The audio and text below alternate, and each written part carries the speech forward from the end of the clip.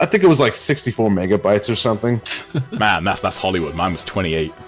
Yeah, it's enough for like 4 songs, pretty much. Yeah, and that CD on here. All right. And now you got Spotify, dude. Spotify is amazing.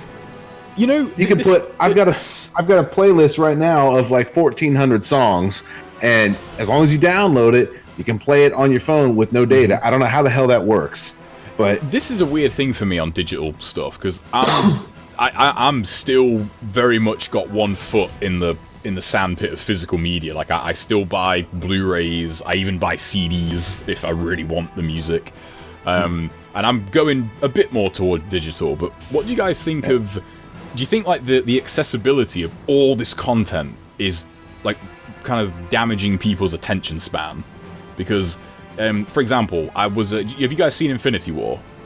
Yes. Yeah. Okay. Oh yeah. So we could go on about that for 3 years. So I saw that, and a friend of mine at work saw it, and she said she couldn't really remember much about what happened in it. And I remember thinking, like, that movie is no filler. That movie is sort of, the RPM is in the red from the very beginning. There's no real dull moments. And I figure the same thing happened with when Game of Thrones was really popular. People would say, "Oh, it's the best show ever. Who's your favorite character?" It's like, "Oh, that one guy with the hair and the face." It's like you know, he was like, "What's his name?" I was like, "Oh, I don't know." Like, you know, you're like, wait, it's your favorite show, but you can't remember the name of your favorite character. Like, what? That doesn't make any sense. And music is a similar thing. Like music's really personal to me in a weird way because when I was a kid, I didn't really listen to music because music for me is like, it usually triggers like memories or like, you know, sort of things I've done in the past. And when I was a kid, I spent pretty much all the time playing games, so I'd not really done anything. So music like sort of is really personal in that level, and like lyrics are important. Like if a song's got like bad lyrics, I don't like it, you know? And that was something that when, you know, I bring up music and I say, oh yeah, like I don't like that song. They're like, oh, why? And I said, well, have you listened to the words? And everyone did, more often than not, is like, oh no. And I was like, yeah, the words are shit. Like it's, you know, it's not it's nothing like that. What do you guys think about that? Maybe that's just me being too old for my own good. I don't know, but I do think it's easier for people to not really focus on things anymore because I kind of feel like movies and TV is going in a direction where it's like they do the thinking for you. That's true. And I mean, you're right about all this accent to content. Music's really personal for me too, and I think it's really easy to take advantage or you know, take it for granted how easy it is to get all this stuff now. And like with Infinity War, there's so much stuff thrown at you, and it's almost like we've been accustomed to not think as hard about things anymore, and it's hard to latch on to everything that happened in that movie. Yeah. Yeah, it's a good question. I mean, it's definitely easier to overload yourself on anything now. Yeah, in a way, you know, like Spotify, once you really get into that digital music, dude, it's a rabbit hole. You're gonna delve so much time into it that you won't even know where it went. Yeah. I mean, again, Spotify is a good. Like, I don't have Spotify. Like, funny enough, one of the main ways I tend to come across new music is I might hear like a snippet of it in a trailer or a TV program or just an ad like on a radio in a supermarket. I think, oh, what's that? Like, you know, and I'll kind of like remember a line from the song, and I'll go home and like look up the song, and like I'll find out new music that way. Or when I'm at work, just kind of leave like a YouTube playlist going, you know, and like find new music that way. And I think, you know, when people are on Spotify and they've got, oh, like here, you know, for example, like, oh, here's one of my favorite playlists, and it's got like 900 songs in it. I think, you know, 900 songs, you know, that's what, like, you know, a couple of 100 hours worth of music, you know. Yeah, nobody's gonna sit there and listen to your entire playlist, but yeah, I found myself doing that. Hey, you ever want to listen to my list? It's so cool to me, and it's like people get so involved in it. Yeah, that's a weird thing because of how easy it is. Yeah. But also, you know, it's like, yeah, I get it, but you know, I don't really want to listen to your playlist. Yeah, Not to be rude, but yeah. I don't really care what's on your playlist. I'm always like that too. When people will recommend music, like, you need to check out this guy, and I think, like, unless you really know like what music is to me, like, there's music that I don't really like, but is, you know, it sort of reminds me of a particular time, or, you know, a particular time, like in childhood or something. Like, for example, like anything around like 2004, 2005, any music that kind of came around in that time, like, makes me happy, because that reminds me of, you know, like early NG days when I was, you know, posting on the forums and learning the game and getting super into it. Right. There can be songs that I cannot stand, but if they came out in that era, you know, I love them. Like, there's a couple of God, what's that Taylor Swift song? Blank Space in the music video where she's like, you know, like breaking that guy's car with the golf club. Is that the one?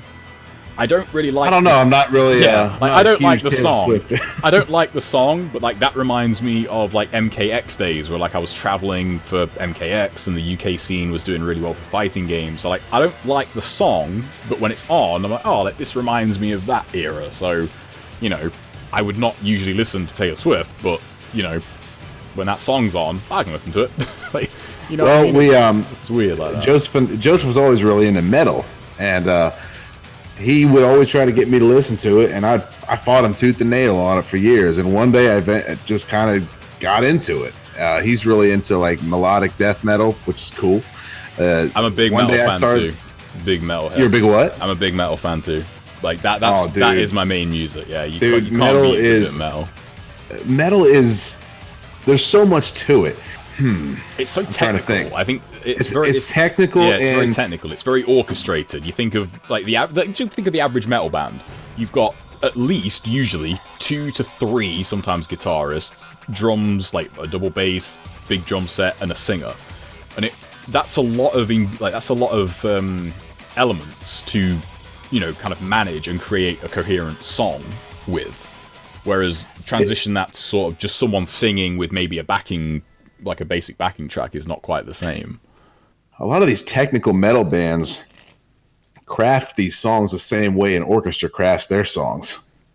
Yeah, that doesn't surprise me to hear that. And, you know, after I started really getting into metal, I started realizing all the different stuff that goes into that genre, for lack of a better word. Mm-hmm. And that got me listening to other stuff.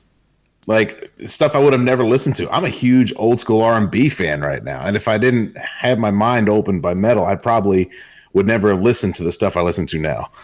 R&B, I'm not much. Yeah, like that's the one thing where, because originally, like what's called R&B now is not really like what is, you know, original R&B. Is that right? Yeah, I agree. And the stuff I've kind of gotten into, and it's also because of one of my coworkers too. This guy's like an encyclopedia for old school R&B. He'll have me play something on our stereo at work, and it's always an old school R&B song, like, you know, Earth, Wind and Fire, Can Function, Isley Brothers, stuff like that. Mm-hmm. And hearing the way that they used to put horns in these songs is unique. They don't do that. No other real genre of music does that. Mm-hmm. That's just something that they've added to it that I can appreciate. And I honestly just think it's all because of metal, adding all these different sounds and stuff to whatever. One thing I love about metal as well is when it's live, like metal, like live, like a live band, like live music in general, I think is just, it's one of my favorite things to, like, you know, take in. It's just like live music performance. When me and Tara went and saw Insomnium, it wasn't in a big concert hall or auditorium or anything. It was in a bar. They had this little raised stage over to the side, but you could walk from one end to the other in about 15 seconds. And wow, it was that small. It was a tiny little place, and I just sat in the back because I didn't want to leave her all alone. And there was a pit of maybe 25 people up where they were at. And they played a bunch of songs that I knew right off the bat. You know, I mean, they scream through everything and they growl through everything, so I don't really know what the words are, but I still recognized everything that they played. But the one thing I was distracted by was, I think, the hi-hat. Just the clashing of the cymbal was just too overpowering. It was, for whatever reason, it was just loud enough to where it didn't pull me away from the show completely. I'm just like, man, this would be the perfect show if that wasn't so fucking loud. It's just and maybe I'm unrealistic and I'm comparing live performances to what they give me on the album, but I don't know. That I had waited a while to see them, and I was just like, man, I still want to see them again, but it's probably because I am expecting like a do-over or a redo from when I saw them the first time. I'm not sure. I always wonder how they get the sound magnified on a drum set. Like, do they put a microphone up next to every single piece of the drum set? I don't know. I have no idea. Because it makes sense on a guitar, it's plugged in, but I don't know how they do it on a drum. Yeah, that's a good question. I have no idea. It would seem like a mic near the drum would also pick up the amp sound as well. So that would then you'd get like a reverb and echo almost. Yeah, so like feedback loop or something. Yeah, like I don't think. Yeah, that'd be interesting to know if there's like any videos out there about how they set up like a live stage for music. It'd be interesting to know. Hey, I want to backtrack real quick because I think I heard something, and this is one of the questions I sent you. JTB, I think I was watching one of your Dead Space videos the other day, and you were talking about a deck of cards. Oh, yeah. And I think I've seen you with cards, or you mentioned cards in some of your other videos. What's going on with that? It's funny you mentioned that because I'm literally practicing a shuffle right now. Because I try and keep it. Yeah, I try and keep it away from the microphone. But that's a really recent thing actually. It came about by a friend of mine. A birthday was coming up for a friend, and she mentioned about a particular deck of cards that she had, like when she was younger. And I thought, okay, cool, that'd be in it. That's a kind of unique present. So that's what kind of started me on this like rabbit hole of looking into cards, because up until then, to me, a deck of cards was a deck of cards. You go to like whatever your equivalent of like a dollar store is, and you pay like $1 for a deck of cards, whatever. It's not a big deal. And then of course you go on the internet and rabbit hole city. I start looking on Amazon, and there's all these decks of cards. I see the bicycle decks pop up that I've seen in movies. In the US, I know Bicycle is like a huge brand of cards in America. And I was looking at them, and I was thinking, like, some of these cards, some of these decks of cards are, like, over £20 each, which is like $30. Like, why are they so expensive? Like, that seems outrageous, for a deck of cards.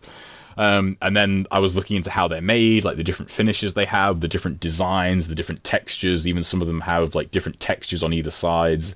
And it was just something that I've always been fascinated with engineering, anything mechanical, like really just.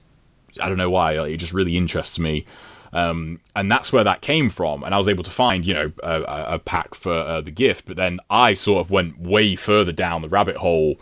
Was like, like Bicycle. It's, apparently like anything made by the, USPCC is considered like, kind of the bee's knees. Like, they're like top tier in the card making industry.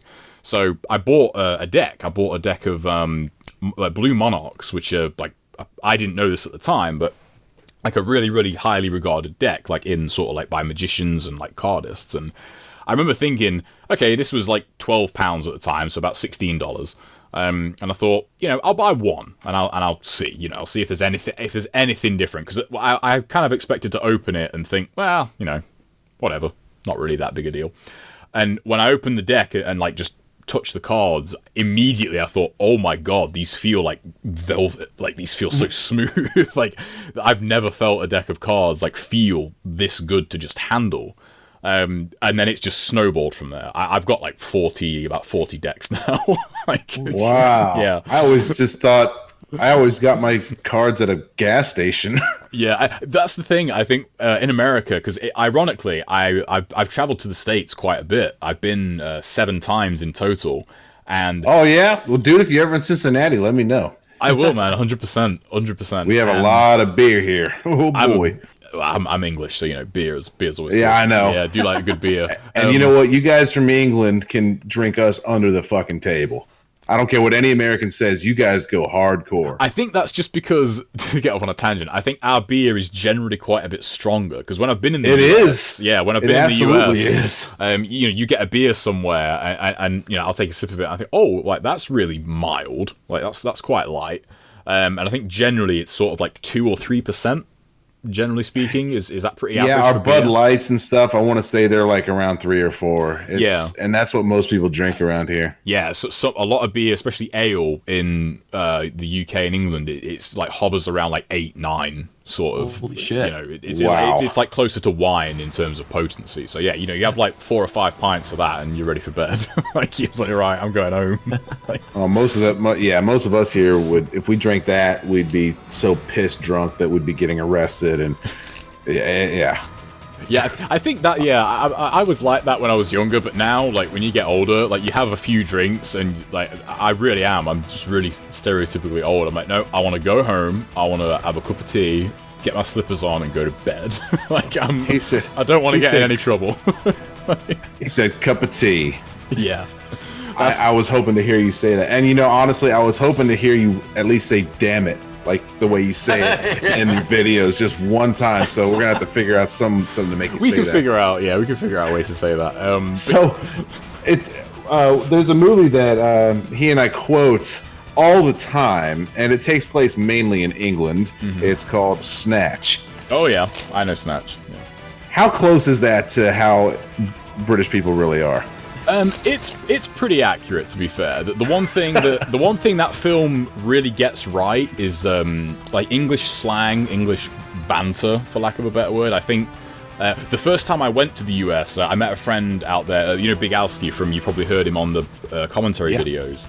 Me and him have known each other since 2005 pretty much, and I was able to meet him in 2013. That was the first time I went to Vegas, and that was something that was the first time, being in the US, like, I realized, like, maybe I'm wrong, but you don't seem to have sort of the regional slang that we have here. There's so many different words, like, in England for different things. Like blagged?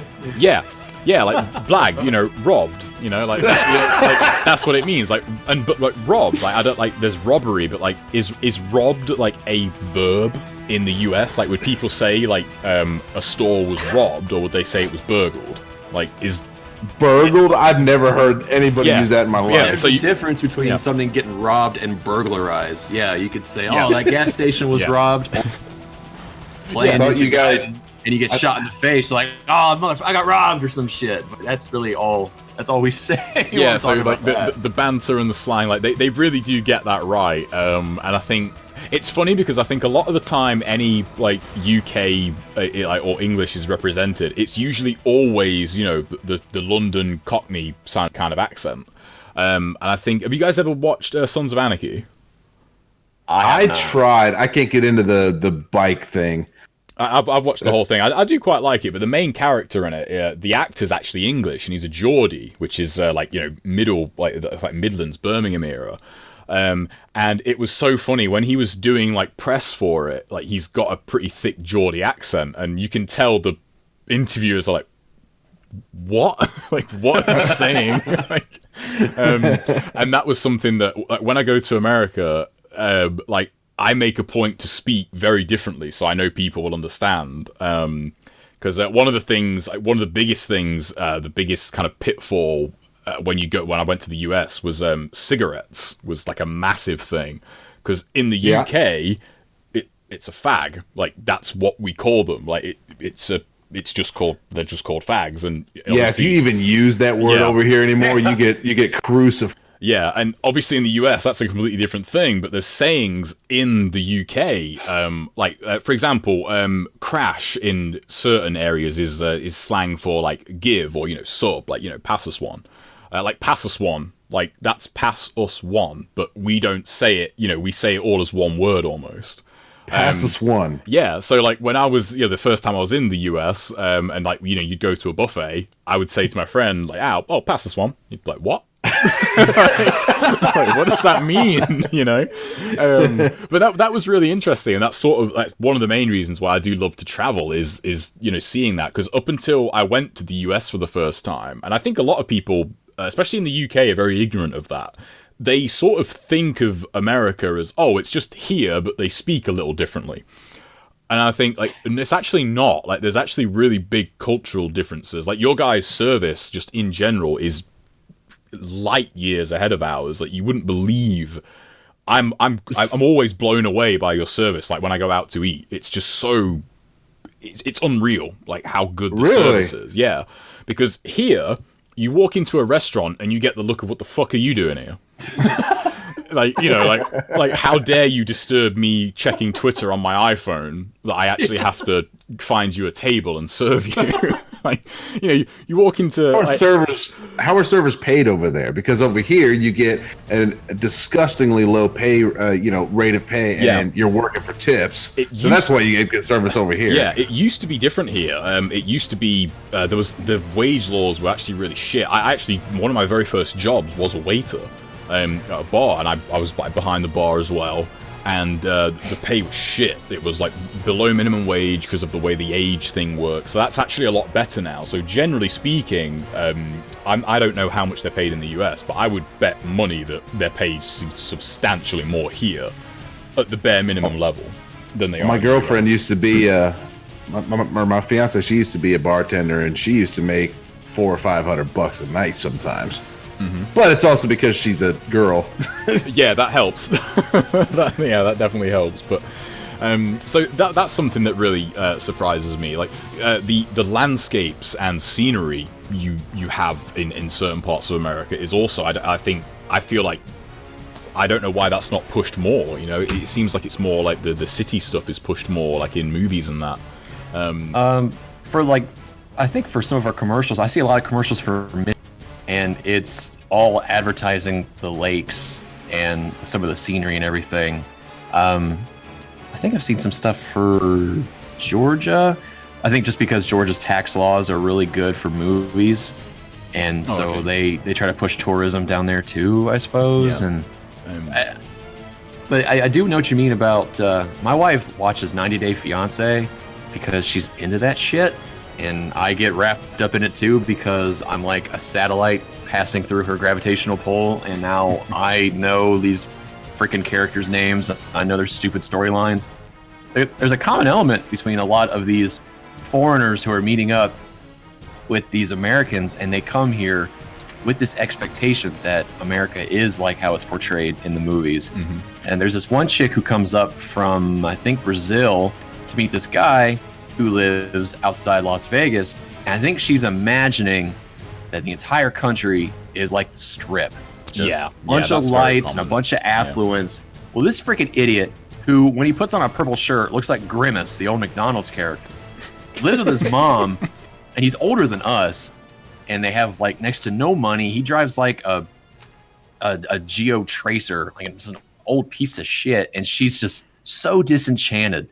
Within like 10 minutes, she's like, it's really hot and it's really like bare. And because they're outside the city. And she's just like, what is this? And he's just like, yeah, not everywhere is like Vegas. Not America isn't like how it is in the movies.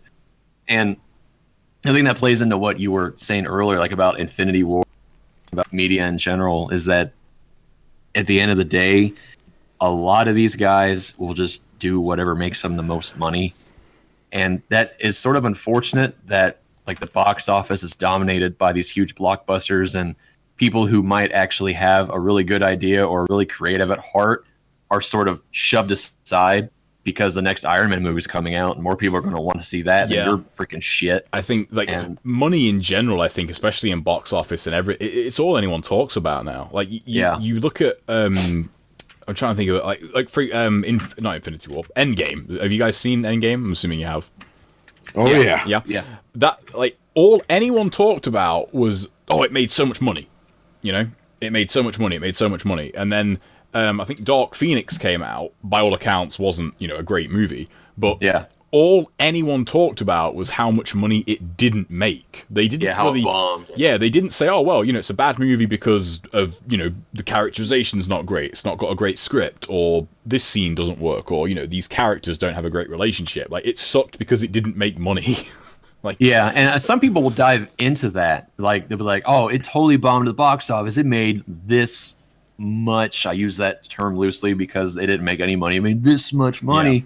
And then, that is that's why. That's why it sucked.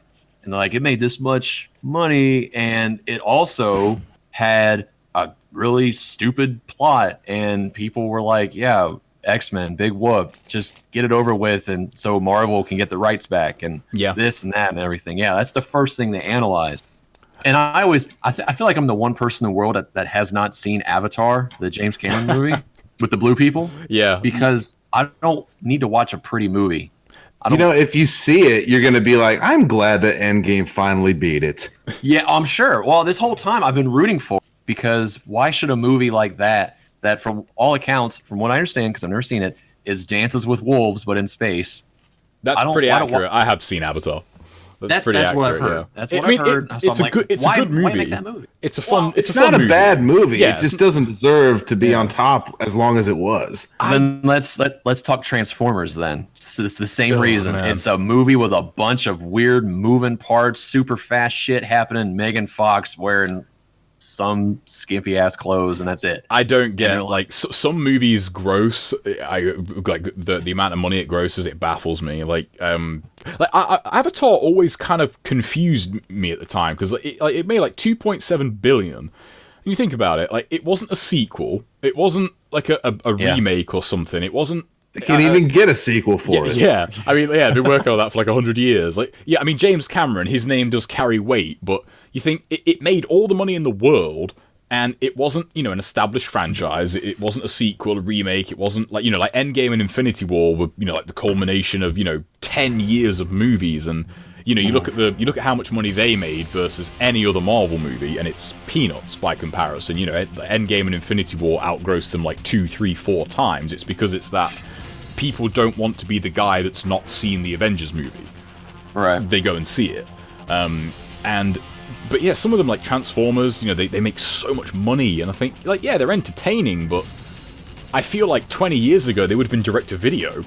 Because, it's so, in a weird way, I think the Fast and Furious movies are getting to that point now. I can't believe they're still trying. That shit too. They're so outrageous that, again, 20 years ago it would have been Tremors 2. And I love Tremors 2, but Tremors 2 was, direct-to-video. Because, not everyone, it's not going to be everyone's cup of tea, but now they're making $1 billion when they make these movies. That sci-fi movie, like Cube and Cube 2. Oh my god, the first Cube is so good! I thought the sequel was pretty trippy, but yeah, those are direct-to-TV, low-budget movies. And I watched the first Cube not too long ago, maybe a year or so ago, and the villain, it's kind of predictable, even though I'd seen it.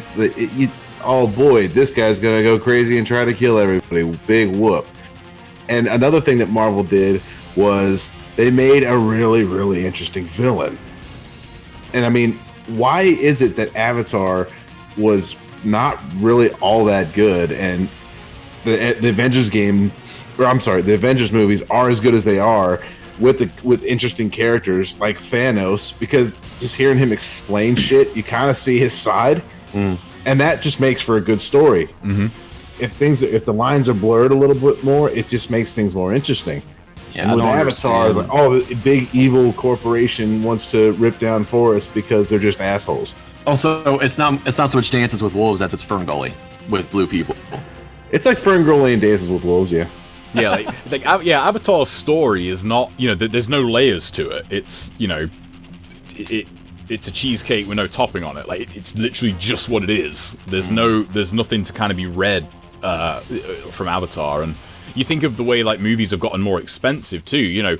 Endgame beat it, but not by much. And yet it came out 10 years later. You had to re-release it in order for it to actually be. And I think Infinity War was still. I loved Endgame, but I think Infinity War was a better movie just because of Thanos. I agree 100%. I remember after I seen Infinity War, I'm not the biggest Marvel fan, to be honest, of their movies, but I remember thinking it would be amazing if, the Comic-Con after Infinity War, because people were, it was all pretty much known that there was going to be a sequel, and that wasn't it.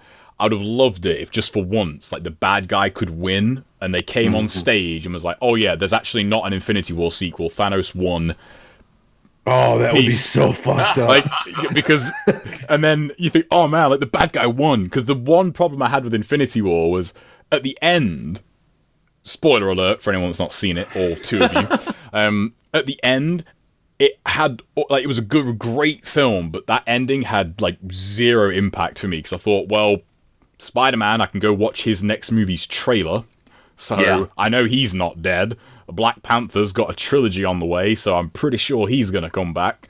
You know, and I thought if they'd have come out and said like, oh yeah, that was all like the most elaborate hoax in movie history, to convince you that like, you know, oh, all is not lost. No. Thanos won. They're all fucking dead. Well, then you get the hashtag parade, and all the digital pitchforks will come out and like, bring them back. Yeah, fuck you. Yeah. We know what's best for these movies. Yeah, they would, and I think like that, like because it was the one thing like I loved. That's why I loved Infinity War so much, because like Thanos just that opening scene where you know, he gets like rushed by the Hulk. And he whoops the Hulk's ass. The Hulk beats That's the first him time down. you ever. That's the first time you ever saw the Hulk lose. Yeah, and just, Thanos made him look like he was nothing. Yeah. Oh, it's so that fight, that is the best fight scene I think in that entire like pantheon of movies and it's like what, probably 40 seconds long. Yeah. Like, is that the first time you see Thanos actually fight too? Because up until that point, he's just sitting around smirking at Ronan the Accuser, I think, in Guardians. And then he's just sort of like there.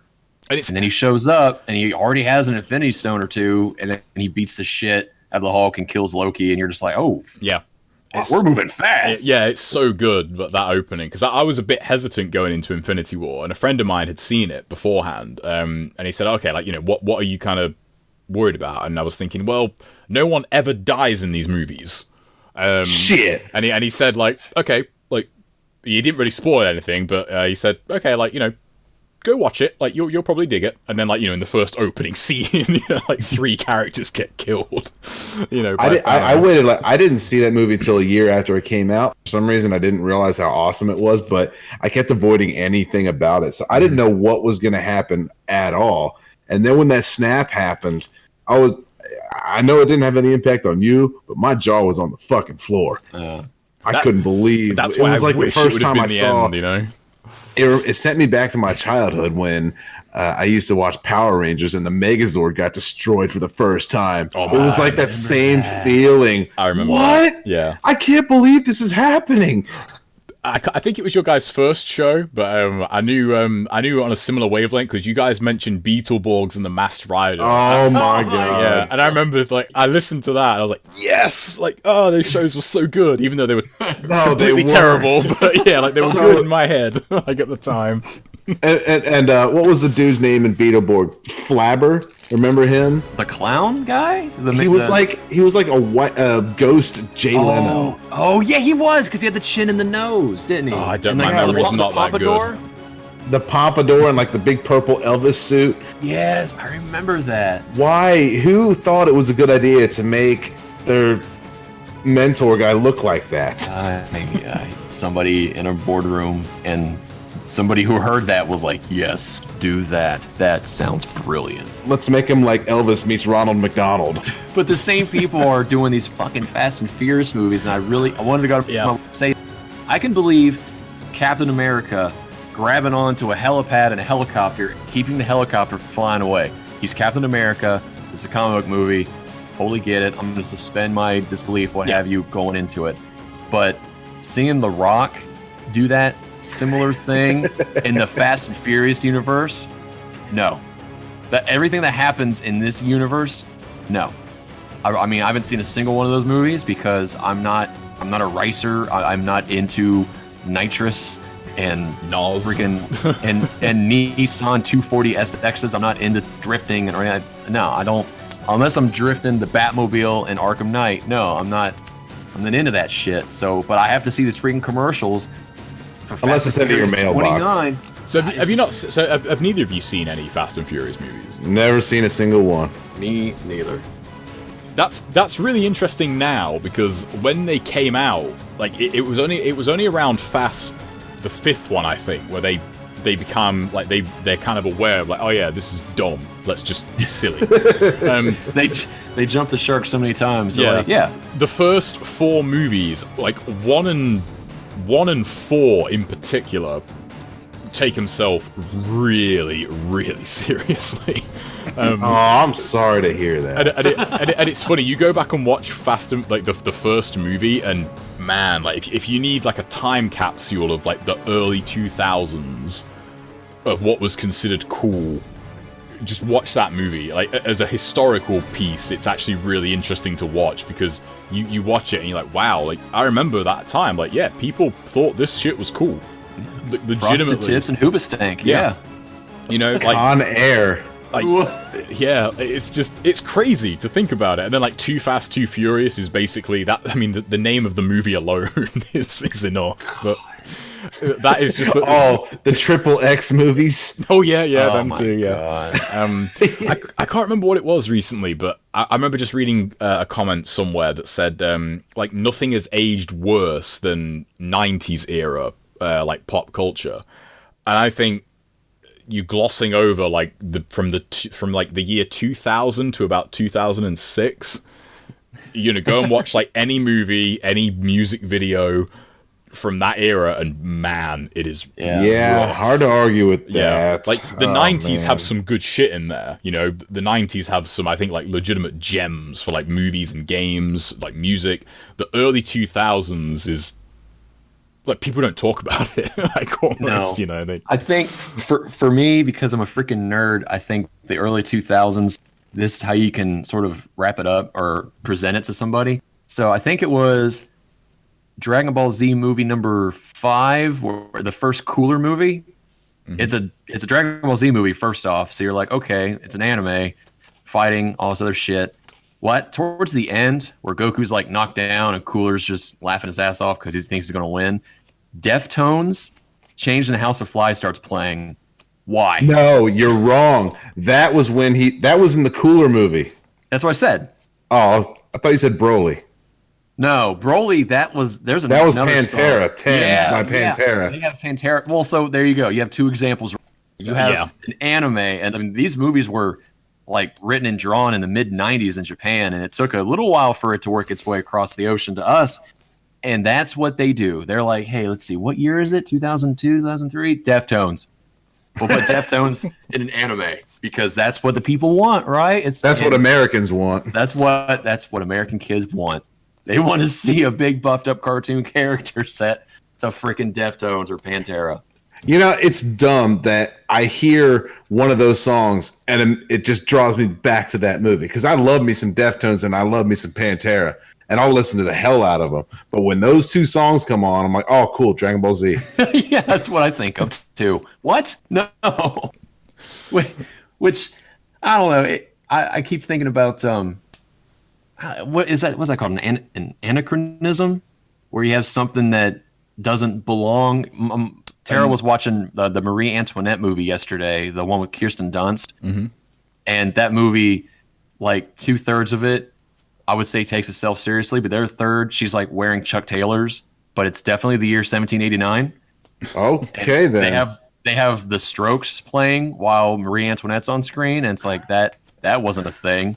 So I think they did the same thing with A Knight's Tale, because that's the one with Heath Ledger, isn't it? Yeah, which I mean that's why everybody was like, him, the Joker, get the fuck out of here. But you know they did the same thing with what's his name in the first Batman? Why can't I remember his name? Michael Keaton. Michael Keaton. Yeah, I was gonna say Diane Keaton. That's an interesting topic, actually. You guys mentioned you were fond of Batman v Superman on I think your first or second show. I think it was the first one. Yeah, and I that's me. I have the extended, whatever you want to call it, version on my computer, and I was at a time where I was flying around a lot, doing different trips, and I would watch that movie pretty much every flight. It would help make the flight go by quick. Yeah, I remember seeing that. I think I saw that for the first time on a flight, actually. And that was also, you know, like when Ben Affleck was cast as Batman, you know, there were people like, oh, he can't be Batman, you know. Man, I was so stoked as soon as I found that out. Like, he's going to be perfect. I thought that too, to be honest. When people flip their lid, which is what everyone loves to do these days, and I thought, wait, like, I was thinking, like, what is the problem here? Like, yes, he was in Daredevil. That wasn't a great movie, but whatever. Yeah, but the dude looks like Bruce Wayne. He really does. And I really liked Batman v Superman, and a large part of that is because of his Batman. in that movie. Yeah. It's the first time. Even the Christian Bale movies. Like I think for me, I'm not a huge fan of those movies because I think Batman in those movies is not threatening. He's I don't think he's intimidating. Like Batman in Batman v Superman. That was fucking like, Batman. yeah, it's like he is like you would not want to fuck with that Batman. I was watching the Bane fight scene like popped up in my recommended feed from The Dark Knight Rises recently.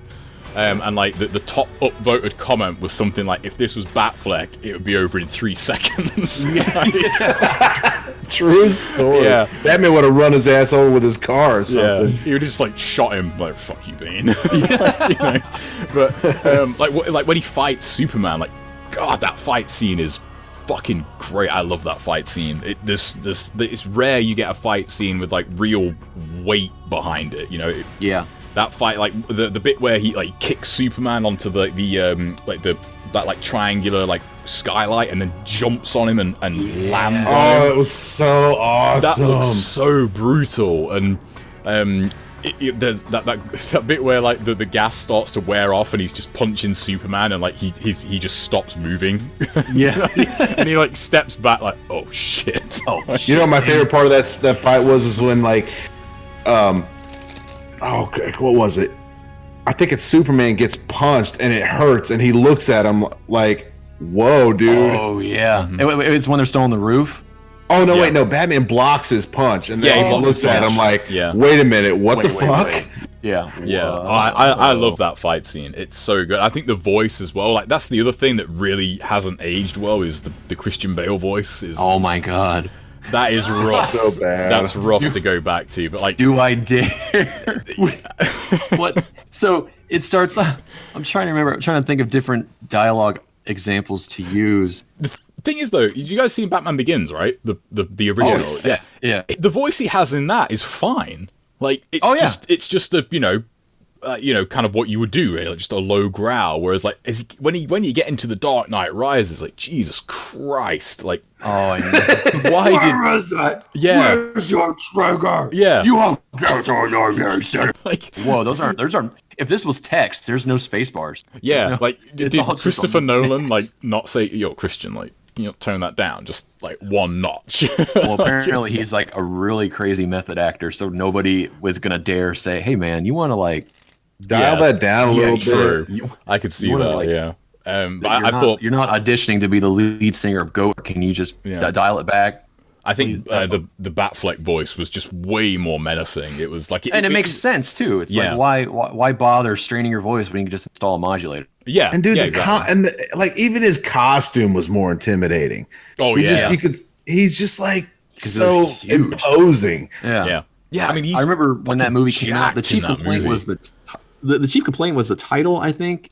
And there was one person who I was reading, I think it was off of birthmoviesdeath.com, and this guy complained about the part where Batman grabs the sink.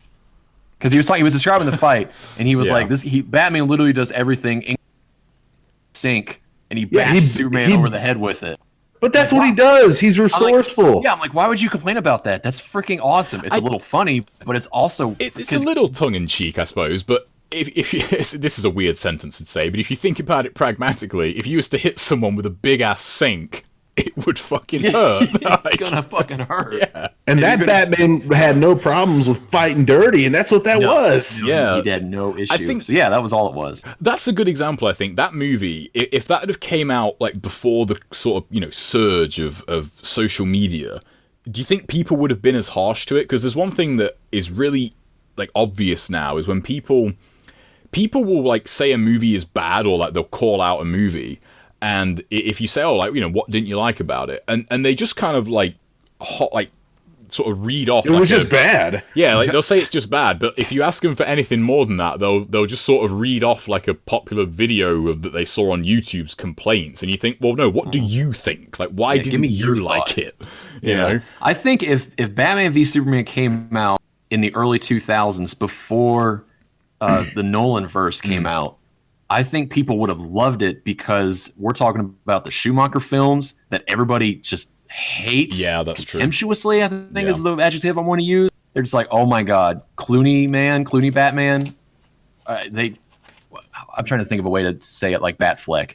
But I mean, no, I don't want to give him that respect because those movies were freaking terrible. Yeah. And if Bat v Superman were supposed to come out like after all that, people have been like, oh shit, this is like Tim Burton Batman on freaking steroids. Yeah. This is great because that Batman, where he was lighting people on fire, he was attaching freaking clown grenade bombs or whatever to them and like kicking them down manholes, and he walks away casually while they explode. And nobody wants to talk about that anymore. It's too busy. Yeah, it's fine for that Batman to kill Yeah. people, but not. Yeah. Yeah, I think if it came out before Christopher Nolan's Batman movies, I think it would have had a better reception. I just thought as well in Batman Begins, you know, when he's at Ra's al Ghul's training camp, for lack of a better word.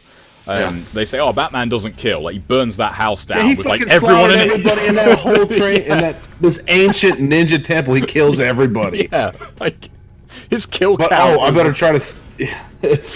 Yeah, that Dude, made no Superman sense. too. I spent did a you lot of guys time see- trying to tell people that Man of Steel was like the best Superman movie ever. You guys see Man of Steel? I love Man of Steel. I like so Man good. of Steel as much as Infinity War. Yeah, Man of Steel is awesome, and God, the complaints for that movie, like, oh, this isn't my Superman, essentially. And you think, like, the whole point of Man of Steel, I mean, one of the main reasons it wasn't called Superman was, to kind of get across the point, this is his origin, he isn't Superman yet.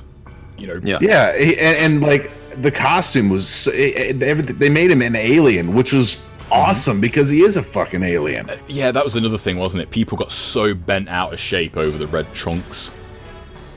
Dude, that like the costume could not have been better. That's Yeah. like the perfect Superman costume. I- And Henry Cavill, another guy from Britain, absolutely nailed it. Yeah, he was a great Superman, and I don't get all the complaints on the costume. People just made such a big deal over it, and I think, is that really gonna, is that all it takes? If Iron Man's chest piece isn't in the right spot, is the movie terrible? Yeah. I don't know. It feels like people love to focus on just the tiny little things, and one thing I do wish they'd saved in Man of Steel. I don't know how they could have done it, but I mean, Justice League is a different story. But I think Michael Shannon got a bit of an unfair shake as Zod. His Zod was so good in that movie. And I agree. I think he easily could have been the villain for Justice League. Easily, they could have just used Zod for Justice League, but Justice League was a whole different kettle of fish. They were trying too hard. But what was I gonna say? I totally forgot what I was gonna say. Yeah, it happens. Yeah. What did you guys think of Justice League? You guys seen that? I have it on Blu-ray for whatever reason. I mean, I wanted to really like it, and it was there were parts of it that were cool. I think if you were to ask my wife, she would tell you her favorite part was when they're sort of trying to wake Superman back up, and the Flash is going all speed running around him. Yeah. And Superman just looks at him. That is a over great- his Just shoulder. like, oh That shit! is a great I'm like, moment. oh, fuck, he can see me. And Yeah. that whole thing, just like, oh, okay. The problem with Justice League is that Steppenwolf, if sucks. Now here's the reason why though. If let's say Wonder Woman had 5 minutes uninterrupted with Steppenwolf, she would have destroyed him, which is fine. Wonder Woman's a fucking badass. Yeah, it's true. But and then they're all teaming up against him, and then Superman comes in with this godlike power, and Steppenwolf is he's nothing, and he wasn't an interesting villain. He wasn't powerful. He had no real good motive. And all he talked about was his mother.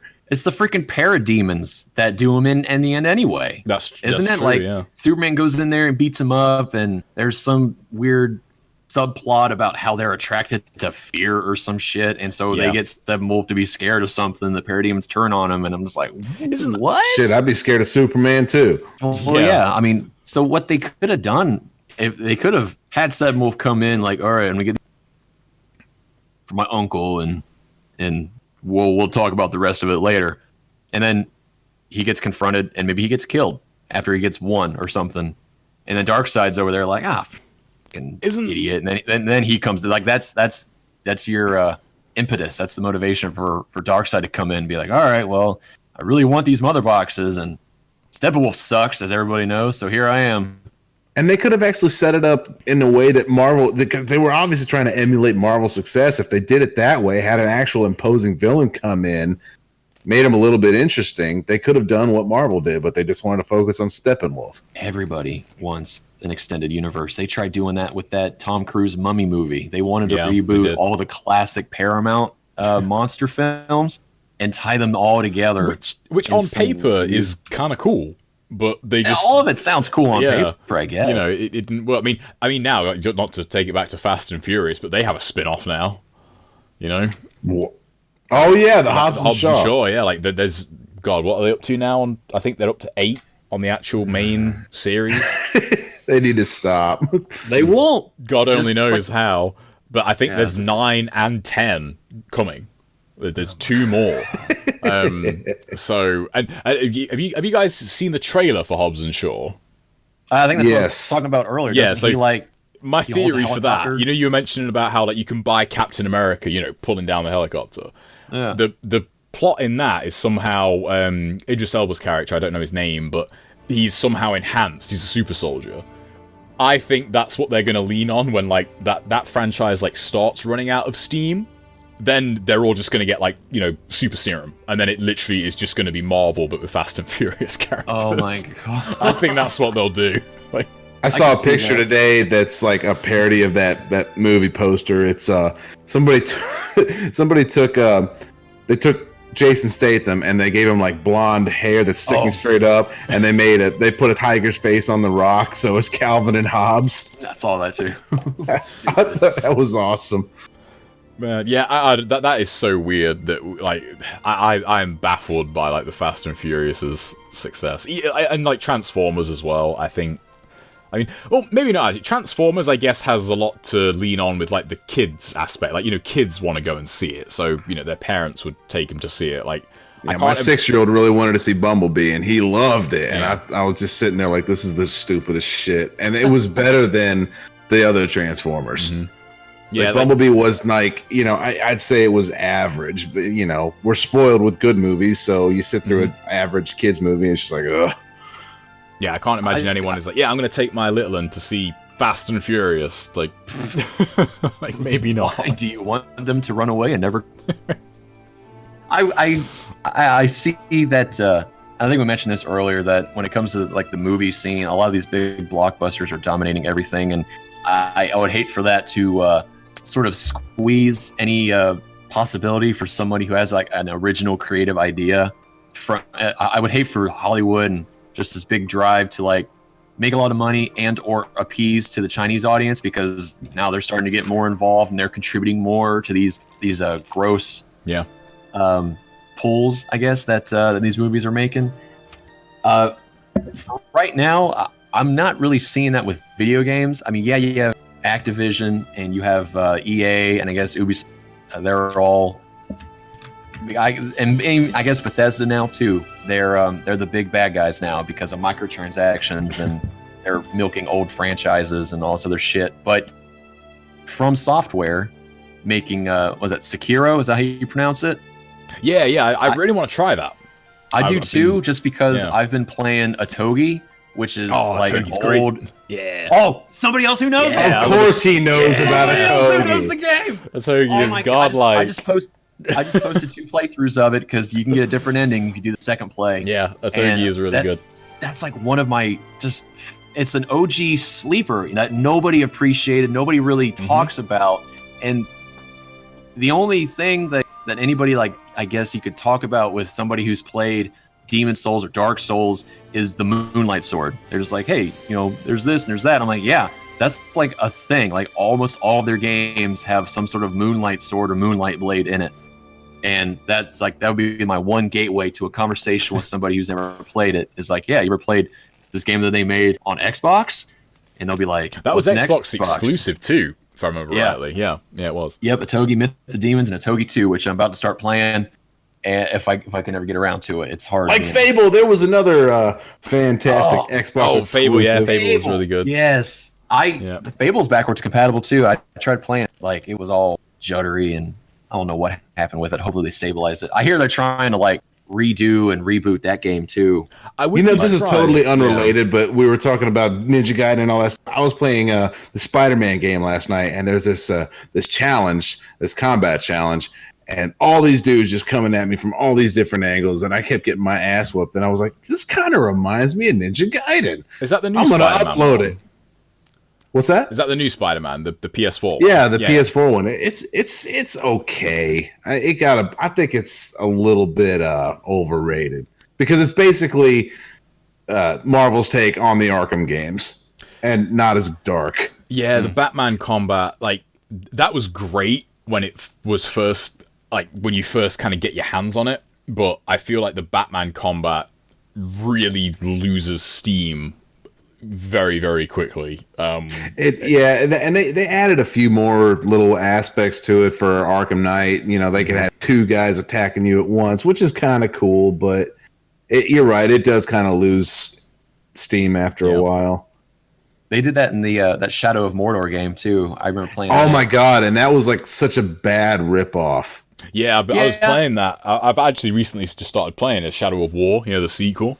And I really like there's a weird thing with Batman combat. Like, I'm not the biggest fan of the actual system, but I find it way more satisfying when the ending combo hits. You know how in Batman you just knock them out or kick them in the face. It's way more satisfying when you just rip their head off, slice their head in half. Like when you did you guys play the Mad Max game?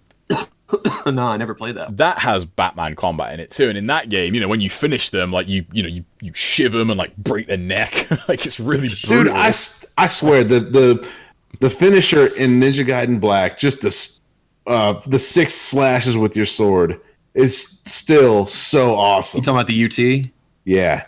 Well, how about when you get the True Dragon sword? Oh my god, you're flying across the screen. Yes. Yeah, it's so good. It's even better when you're like slashing at something that's not tall enough and you're just like missing everything.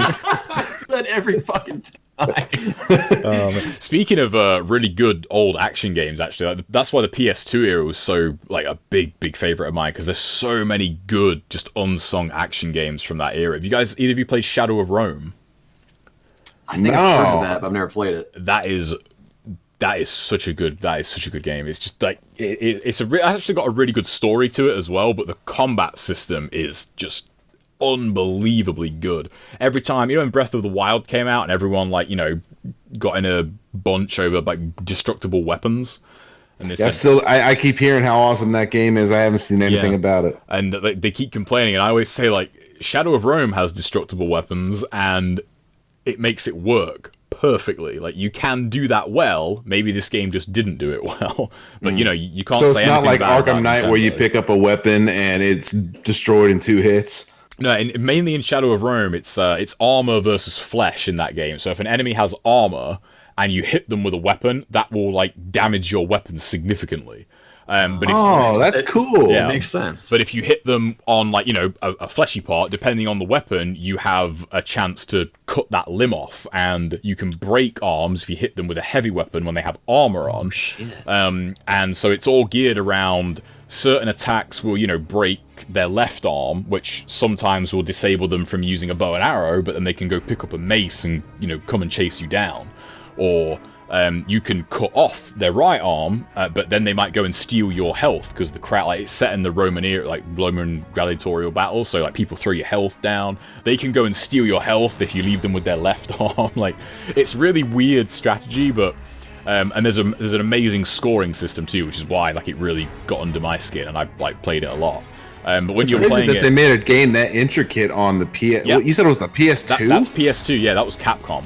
It's on the Onimusha engine, and it is absolutely phenomenal. I'm gonna have to check out.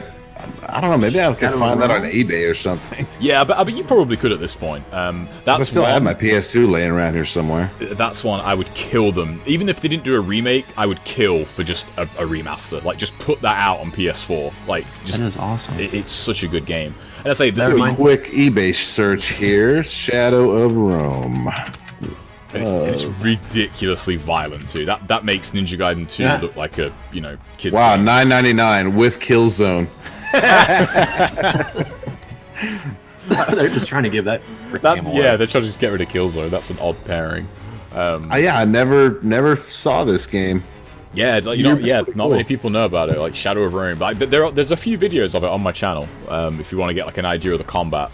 It is so good. And much like NG, when you kind of don't know a lot and you watch it, it can be a bit overwhelming because there is so much to it. You know, that's pretty cool. I should watch it on your channel and realize standard that I can't hit, and then get super frustrated when I try. It's not as hard as NG. Like, it's definitely not as difficult as Ninja Gaiden. No, it is like once you like remember how to incapacitate enemies, it actually becomes quite easy to like cheese entire fights really, because if you have say 5 enemies, you just break all their arms and then they can't do anything. And then you just take them out one at a time. That reminds me of 2 things. The first, you're talking about aiming for the fleshy parts. Now I'm thinking about Monty Python and the Holy Grail, where they're fighting the Black Knight and his arms and his legs just gradually get cut off, and he's just sitting there without any arms or legs, threatening to bite people's ankles off. The second part. It's a funny anecdote for Shadow of Rome. You say that, like they do have, there's the de-limbing system and the arm breaking system, but they also have a set amount of HP. So if the first thing you do to an enemy is cut their arm off, they don't give a shit.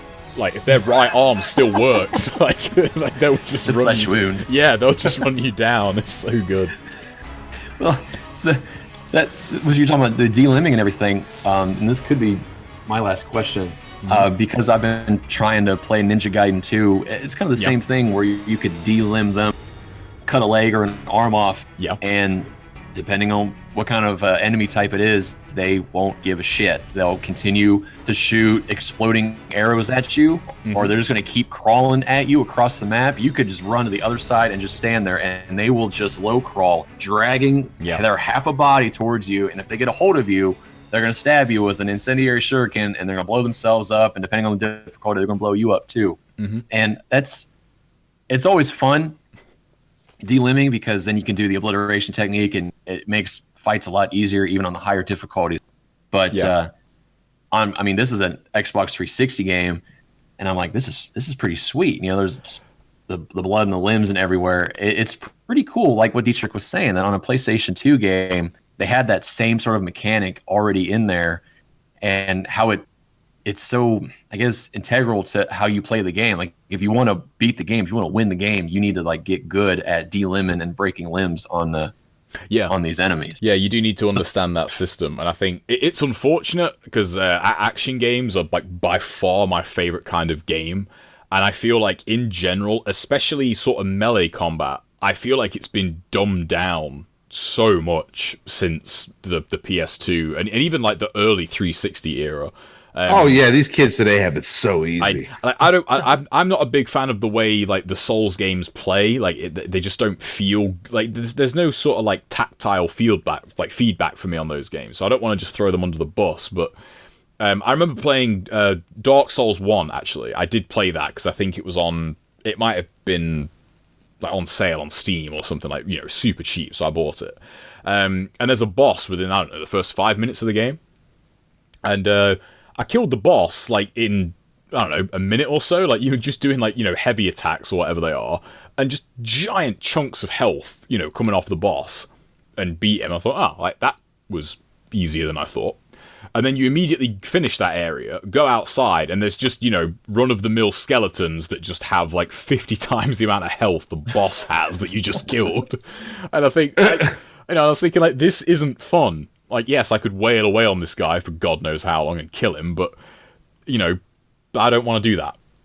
That's not fun to me. And going back to, like, Shadow of Rome, Ninja Gaiden 2, like, Ninja Gaiden 2 is a good example because that game is really brutal, but if you really cheese the de-limbing system, you can make most fights very, very simple. For example, the Falcon's Talons, the forward Y attack on that move has like a 99% de-limb probability. So if you hit somebody with forward Y on the talons, you are probably going to cut off a limb. So in an encounter, you do that to every enemy, get them all de-limbed so they can't move, and then you just fight them one by one. And it actually makes it quite easy. But you don't know that at the start of the game. That's sort of something you find out as you progress. Now I feel like it's just, are your numbers high? Did you build the right specs on do you have this weapon? it seems like it's more just, do you have the right gear versus do you have the right knowledge and skill to fight these enemies. Yeah, I think I see that a lot with like Fortnite and PUBG. All it is gun or costume or something. And I liked how it used to be, how you would buy a full game and that was the game was done. It was done. It was on the disc. That's why it's on the disc, because it's a full freaking game. Yeah. I think I bought all the costumes for NG2 because I wanted them, and that was it. I didn't feel like I was getting hamstrung or anything. Like, hey, here's the game, but if you really want to play the game, if you want to beat the game, you want to get this shit, and it makes a game that you paid $60 for $80 if you really want like the best crap. Oh yeah, like all the content now is like, you know, if you want to get any given game, you know, it's become almost a solid tactic. Like, just wait for the inevitable Game of the Year edition that's the same price, all your bugs will be fixed and you'll get all the extra content for free. Yep, that's exactly right. Yeah, just wait for that. And like NG2 as an example, they did do DLC, but mission mode in NG2, you get all of the extra missions and you get the 8 survival missions. That is an amazing amount of content for what, like $6 or $7 I think it was at the time. It wasn't much, was it? Yeah, because it was Microsoft points back when they did that DLC. That's how old it is. But you know, it wasn't a lot, and they gave you an immense amount of content for that. You know. Yeah, and now they're nickel and diming you, like you said. Yeah, it's all, you know, pay us like 10 quid and you get one mission. You're like, wait. Yeah. Horse armor. Yeah, I mean, even characters, I think, for fighting games are a bit weird. Like, you pay, you know, $45, you know, $60 for your fighting game, you get 30 characters in the game, but then the DLC characters are like £5-6 a piece. It's like, wait, hang on. You know, that doesn't really add up. My last question was on NG2, and I think I sent this to you well. But you mentioned that you can kind of punish the game and take advantage of it with the delimbing and the OTs and everything. Yeah. Is that why there isn't as much NG2 stuff channel as I think there should be? Do you not find it as challenging as NGB or Sigma? There's a lot of reasons actually why there's not much NG2 content on the channel. I don't want to get off on too much of a tangent, but the main thing is time. There's still a few things that I want to like tick off the list for Sigma especially, because Sigma is like a dead game in terms of content. Like, there's recording the PS3 isn't easy because it has that built-in like, you know, the thing you can turn off on PS4, the HDCP. They have that built in on the PS3, so like the vast majority of capture stuff will not work via HDMI. Yeah. Shout out to Unwary, one of my viewers. He actually sent me his splitter so I could record PS3 stuff. Nice. So I've got a lot of that to do. There's always NGB stuff I want to do. Now that I'm streaming regularly, there's like stream stuff I want to do. And the big reason is it's been actually like 10 years or more since I've played NG2 regularly. And it's such a different play style than Black that I would probably need a good couple of months just to get back to just like relative level to where I was when I stopped playing NG2, and then, you know, I can start doing content for it. But it's definitely something I want to do because, you know, there is a lot of stuff about NG2. You know, people say, oh, it's cheap. Ninja Gaiden Black was never cheap. And when I hear that, I think, are you taking the piss? Like, there's plenty of stuff in NGB that's cheap. Like, you know, are you taking a piss? Yeah. But the thing about NGB is, once you know how the game works, Ryu, you are a billion times cheaper and more overpowered than anything in that game can throw at you. That's not true in NG2. In NG2, you are not this overpowered, you know, demigod that you are in Black, where nothing can touch you. In NG2, you're always vulnerable. Always. Just, it's the way that game works. It's, I think it was Craig, a guy from the forum, the NG forum, who described it, and it's the best way to describe NG2's combat. And he said, as long as you die slower than the enemies, you'll be fine.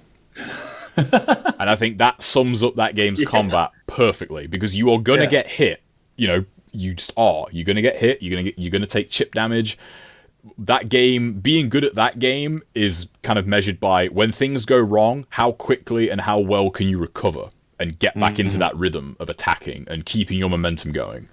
And that just takes a while to get used to, especially after so long playing NGB. So, like weapon tutorials, karma runs aren't really that much of a thing in NG2, so it'll probably just be like a lot of tutorial stuff, but it's definitely something I want to do because I feel like NG2 has this, ugly duckling representation, or reputation rather, in the NG kind of, pantheon, and I think actually Ninja Gaiden 2 in a lot of ways is actually a much better action game than Black.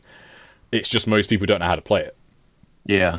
So, and I'm trying to get through it. I get through Mentor, and then I'm going to get through Master Ninja because I have Razor's Edge sitting on my game case over here, and everybody was shitting on Ninja Gaiden 3. And I was like, you know what? They made Razor's Edge. Apparently that improved upon a lot of things in Ninja Gaiden 3, so I'll get that. And I tried playing the first mission or the first level on hard, and I got destroyed pretty easily just because there's just swarms of enemies. I couldn't believe it. I've not played, but I got to work my way up to it. Yeah. And for whatever reason, I really want to generate content for it just because I enjoyed watching your content. I enjoyed watching all your playthroughs on Ninja Gaiden, and then you're putting up Dead Space ones, and I like Dead Space, and I'm probably going to be watching those now. I love Dead Space so much. Once I figured out, because I played a lot of my NGB stuff over Twitch and then uploaded directly to YouTube. Well, it turns out if I stick a thumbstick in my Xbox One, I can export in 4K directly to my thumbstick, and then I will use Wondershare, which I downloaded because that's what you said you use. Yeah, I use Wondershare. And I'll just throw some clips together, and then I'll render it, format it, and upload it that way. Well, now I'm doing that with NG2. Yeah. And I want to go back and play NGB again and do that same thing because my clips from NGB are unedited. So it's an hour and a half of me getting my ass kicked by Alma and me in the background just cursing up a freaking storm. Or if I was smart, I didn't turn my microphone on because nobody wants to hear that shit. I mean, maybe they do. People do seem to like rage videos. Maybe. Yeah. I've been telling you, man, you have the best rage voice. Oh, it's so bad. For Ninja Gaiden 2, if you are struggling, I can give you one universal tip, which when you start using it, you'll realize how busted it is. Did you have the Falcon talons yet? I mentioned it earlier in the show. Yes. Just start using forward Y on everything. I'm gonna have to because I stuck with them and I just use XXY with the Lunar. Yeah, use forward Y with the talons, and like on ninjas it will cut their leg off, so you OT them straight away. On Vangelfs, like the big fiends, it cuts their arms off. You just OT them immediately. And then if you have, you can use the UT on the talons really. Like the UT just decimates everything. And then collect up all the UT'd essence, and then OT a couple of guys, UT them, collect up all the money, and then you'll have so much money. You'll go into a fight. It's like, oh, I lost the talisman. No, who cares? I've got like 600 grand in essence. I'm fine. But yeah, like forward Y with the talons is unbelievably broken in that game. That's awesome. They did nerf like the de-limbing system a lot for Sigma 2, and I wonder is it because of the talons and forward? Because you don't even need to upgrade them. You can keep them level 1, and forward Y just de-limbs everything. It's insane. My ringtone for him is still Alma's theme song. Oh my god, it is. And I think my text tone needs to be Ryu getting just that classic. I have a very important question regarding NG for you guys, because I mentioned this a lot, and I think this was one of your questions as well. What voice track do you use? JP. Yes. Jeez. They use different voices in all game for Ryu, and in NG04 and NGB, his English fine, but I don't know. I got a soft spot for JP now, especially. I'm sorry, you guys are wrong. The Flying Swallow with the American voice is so awesome. Oh, I can't stand it. It's that. Oh my god, it sounds so cool. It's like, and the Debilero UT noise as well. It's just. It's like, oh no. It's worse than NG2 because like that guy I was watching, I was talking about earlier. He'll do the Azuna drop like over and over and over. and it's the same. "Rah, Yeah. rah," You know, just over and over and over. fun fact, I have never played NG2 with English voice. The very first thing I did when I got that game was set it to Japanese voice. That's a good call. Yeah. That's a good call. They did. I mean, the English cast was okay in NGB, but yeah, I just switch it to JP and I leave it. It's they're my two biggest. They're the two things I notice like immediately if I ever see like a new Ninja Gaiden video from somebody, is if they have English voice track on and they don't have the karma window up. I'm like, you're playing the game wrong. Like you just need the karma window up. I'm out of here. Yeah, like you need the karma window up. Although I think I've made a pretty good case over the years as like why having the karma window up is actually really helpful. That gives you a lot of information about enemies. Yeah. Like it's actually very, very helpful to have the karma window on. Yeah, like in NGB it tells you that there's enemies. So you just cut out then, man. Sorry, what'd you say? Oh well, in NGB when you have the karma window, it alerts you that there are enemies coming, even if you can't see them, because the timer will. Exactly. You don't have that luxury in NG2, but in NGB, oh yeah, it gives a lot of way. And the Japanese voice track is just, I've played that game for so long. It's just when I hear it without that voice track, it's what the hell is this? I agree. It just feels so we're weird. elitists with our dubs and our voiceovers. You guys are elitist for sure. That's the one hill I would die on for NGB. Like if anyone was like, I'm like, no, Japanese voice track is objectively better. I got your back. I got your back on that one. It makes no difference to the game at all. But like, it's just one of those things, Oh shit! Hey, this has been fun. This has been great. We need to do this again. Yeah, this has been good. Like you said, I could talk Ninja Gaiden all damn day. Yeah, so could I, man. There was a couple of things in your questions that I was thinking, oh yeah, I wanted to talk about that, and I thought, no, because we'll just be here all night. We originally had this plan for this little podcast where we just talk about nerdy shit for a little bit and then have like a story time. But honestly, we're getting we're getting cool people to talk to, and I mean, our last guest was definitely wanting to come on again, and we would love to have you on again, maybe in a month or two, just see where you're at, see what's been going on. Yeah, man, that'd be great. I really appreciate you guys having me on. I think it's great that you're doing this as well. Oh yeah, we appreciate having you on. I love a good podcast, man. I've been on so many over the years, and I think it's something that I think people need to do more of. Like a longer discussion. People don't seem to do that anymore. Like with Twitter and YouTube, it's all super, super quick and oh yeah. If it's not, I'm wondering how longer than 3 minutes they turn it off. Yeah. How are people listening to podcasts now? Do they do it in their car because we just get in our daily grind every day? We come home, we take a shower, we mow the lawn or whatever, we go to bed. I mean, does anybody?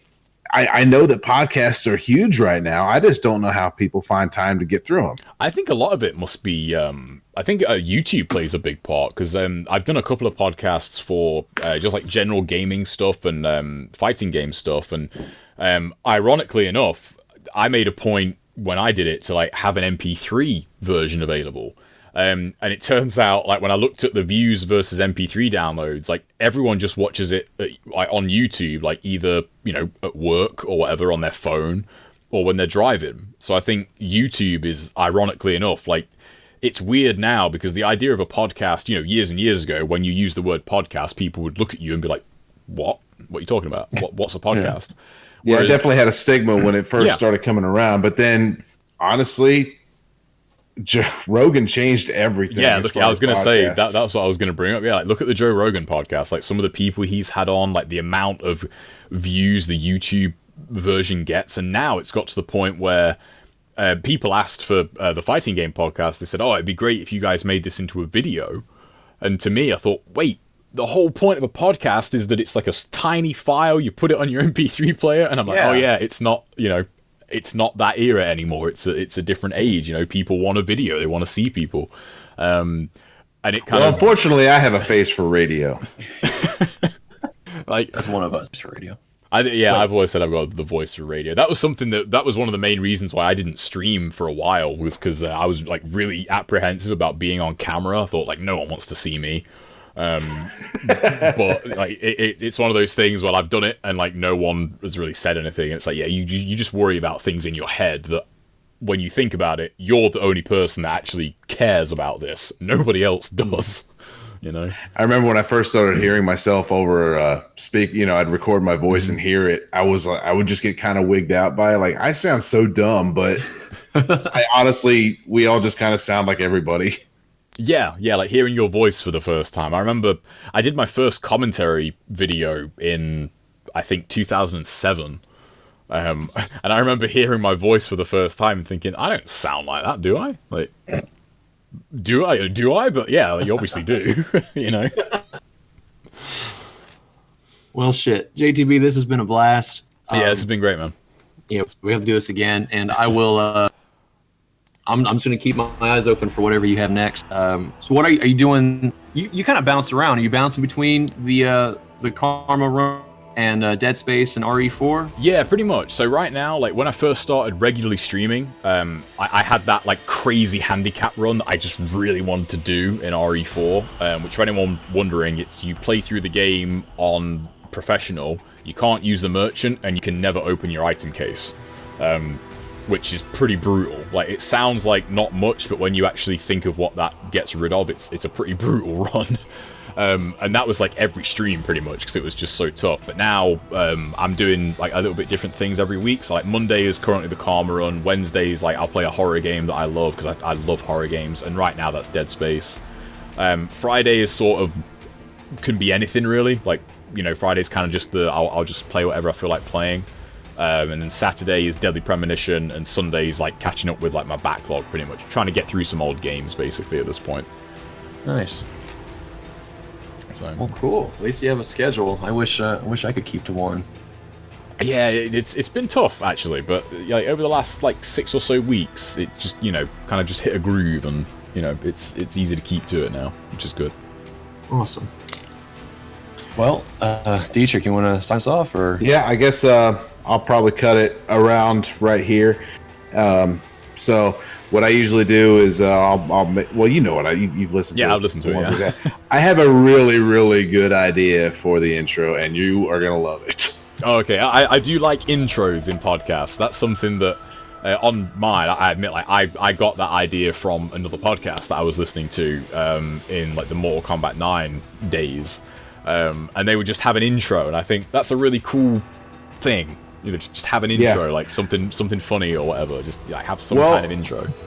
My stepbrother is going to be a guest. I want to say in the week after next, maybe. I don't know. We got one guy that might be on it, and another guy next week. But he's actually making kind of a name for himself around here with he's a DJ, and he's doing a lot of dubstep stuff. And I was talking to him about, you know, music in the podcast, and I was like, you know, I can download all the royalty-free music I want, but it's obviously royalty-free music. And he was like, dude, I can hook you up with shit I make all the time, you know, as much as you want. And I'm like, that's awesome. We can have. That'd be a. So I'll probably have. I'm gonna try to get some like kind of techno-y rocky stuff to go in this that kind of goes with the Ninja Gaiden theme. Yeah, that'd be really cool, actually, because you guys have probably noticed it, but have you noticed how, like, on YouTube now, like, you hear the same few tracks on every video because everyone's getting the same music from the same place? Yep. Yeah. And I don't know many podcasts that have music throughout, so... and by the way... copyright strike and demonetized. And by the way, I wanted to talk to you about, because I'll whenever you send it to me, I'll chop out our stutters and shit. It'll take a little bit. We're still recording, by the way. Like, you okay for me to hit stop? Yeah, you're good. All right, cool.